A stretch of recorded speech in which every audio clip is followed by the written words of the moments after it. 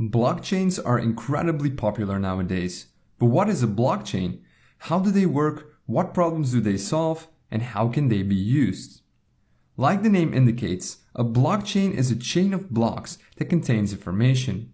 This technique was originally described in 1991 by a group of researchers and was originally intended to timestamp digital documents so that it's not possible to backdate them or to tamper with them, almost like a notary. However, it went by mostly unused until it was adapted by Satoshi Nakamoto in 2009 to create the digital cryptocurrency Bitcoin. Now, a blockchain is a distributed ledger that is completely open to anyone. They have an interesting property. Once some data has been recorded inside a blockchain, it becomes very difficult to change it. So how does that work? Well, let's take a closer look at a block. Each block contains some data, the hash of the block, and the hash of the previous block. The data that is stored inside a block depends on the type of blockchain. The Bitcoin blockchain, for example, stores the details about a transaction in here, such as the sender, receiver, and the amount of coins. A block also has a hash. You can compare a hash to a fingerprint. It identifies a block and all of its contents, and it's always unique, just as a fingerprint. Once a block is created, its hash is being calculated. Changing something inside the block will cause the hash to change. So in other words, hashes are very useful when you want to detect changes to blocks. If the fingerprint of a block changes, it no longer is the same block. The third element inside each block is the hash of the previous block. And this effectively creates a chain of blocks, and it's this technique that makes the blockchain so secure. Let's take an example. Here we have a chain of 3 blocks. As you can see, each block has a hash and the hash of the previous block. So block number 3 points to block number 2, and number 2 points to number 1. Now the first block is a bit special. It cannot point to previous blocks because, well, it's the first one. We call this block the Genesis block. Now let's say that you tamper with the second block. This causes the hash of the block to change as well. In turn, that will make block 3 and all following blocks invalid because they no longer store a valid hash of the previous block. So changing a single block will make all following blocks invalid. But using hashes is not enough to prevent tampering.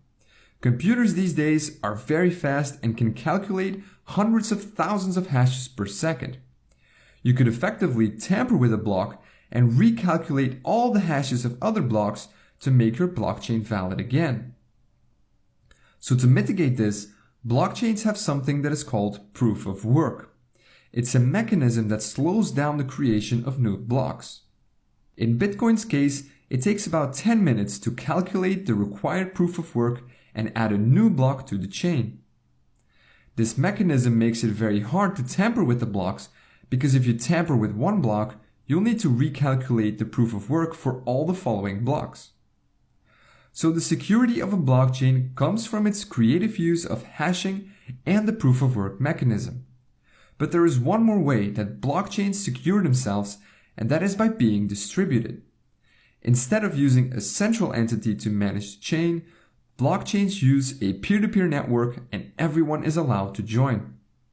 When someone joins this network, he gets a full copy of the blockchain. The node can use this to verify that everything is still in order. Now, let's see what happens when someone creates a new block. That block is sent to everyone on the network. Each node then verifies the block to make sure that it hasn't been tampered with. And if everything checks out, each node adds this block to their own blockchain. All the nodes in this network create consensus. They agree about what blocks are valid and which aren't. Blocks that are tampered with will be rejected by other nodes in the network. So to successfully tamper with a blockchain, you'll need to tamper with all the blocks on the chain, redo the proof of work for each block, and take control of more than 50% of the peer-to-peer network. Only then will your tampered block become accepted by everyone else. So this is almost impossible to do. Blockchains are also constantly evolving. One of the most recent developments is the creation of smart contracts. These contracts are simple programs that are stored on the blockchain and can be used to automatically exchange coins based on certain conditions. More on smart contracts in a later video. The creation of blockchain technology piqued a lot of people's interest.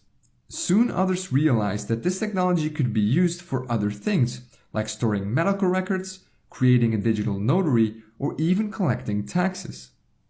So now you know what a blockchain is, how it works on a basic level, and what problems it solves. Want to learn how you can implement a simple blockchain in JavaScript? Then check out this video here. And as always, thank you very much for watching.